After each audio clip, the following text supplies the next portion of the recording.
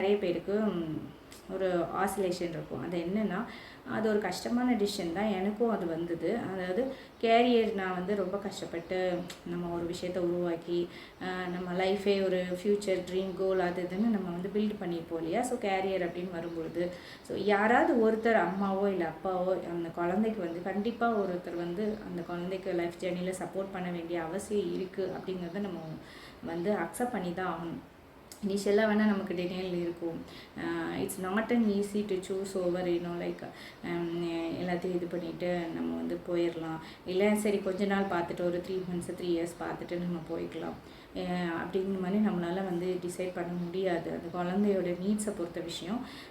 And also என்னென்னா அந்த மாதிரி ஒரு ஜென்யூன் கேர் சப்போர்ட்டிங் சிஸ்டம் இன்னும் வந்து நம்ம சொசைட்டியில் ஃபார்ம் ஆகலை அப்படிங்கிறது தான் உண்மை. இதர் தெரப்பீஸாக இருக்கட்டும், ஸ்கூல்ஸாக இருக்கட்டும், இல்லைன்னா ஒரு எஜுகேஷன், அப்புறம் எந்த ஒரு விஷயம் ஒரு ஸ்கில்ஸ் டெவலப்மெண்ட்டுக்கு அனுப்புகிறதா இருக்கட்டும்.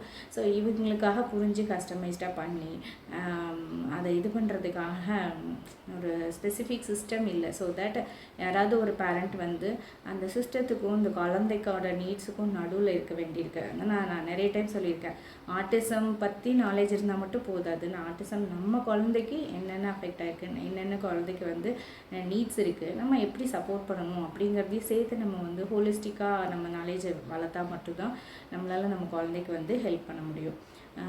ஸோ அதனால் வந்து அந்த இஃப் அட் ஆல் வேறு ஆப்ஷனே இல்லை, அப்போ நம்ம ஜாப்பை சூஸ் பண்ணுறது தப்பு கிடையாது. பட் இது ஒரு சாய்ஸ். நான் வந்து நிறைய படிச்சுட்டேன், நான் நிறைய like I have a my goal everything, I understand. But at the same time நான் இதை யாருக்கும் வந்து கம்பல் பண்ணல. பட் இன் ஆர் லைஃப் நாங்கள் வந்து சூஸ் பண்ணது வந்து இந்த ரீசன் வந்து இது ஒன்று தான். ஸோ குழந்தைக்கான சிஸ்டம் வந்து இன்னும் ஃபுல்ஃபில்டாக டெவலப் ஆகலை. ஸோ நம்ம அது வரைக்கும் சிஸ்டத்துக்கும் குழந்தைக்கும் இருக்கிற கேப்பை ஃபில் பண்ணுறதுக்கு it is a better choice. யாரோ ஒருத்தர் வந்து கண்டிப்பாக சைல்டு கூட ஸ்பெண்ட் பண்ணி தான் ஆகணும். இதை வந்து டாக்டர்ஸோ இல்லை தெரப்பிஸ்ட்டோ இல்லை எங்கேயும் வந்து சொல்ல மாட்டாங்க. இப்போ ஸ்கூல்லே சொல்லுவாங்க, நீங்கள் விட்டுட்டு போங்க, நாங்கள் பார்த்துக்குறோம் அப்படின்னு. But how it is possible?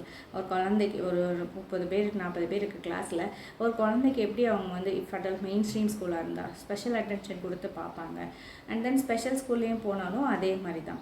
Special ஸ்கூல்ஸ்லேயும் வந்து எனக்கு தெரியல, மேபி சில நல்ல ஸ்கூல்ஸ் இருக்கலாம், எங்களுக்கு சப்போர்ட்டிவாக இருக்கலாம்.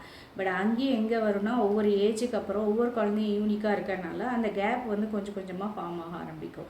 அந்த குழந்தை வந்து ஒரு விஷயத்தை க்ரோ பண்ணாலும் அடுத்தடுத்து அவங்கள கரெக்டாக கூட்டிகிட்டு போகிறாங்களா அப்படிங்கிற வந்து செக் வந்து பேரண்ட்ஸ் கையிலையும் இருக்கணும். அப்படின்னா தான் அந்த குழந்தைக்கு நம்மளால் சப்போர்ட் பண்ண முடியும்.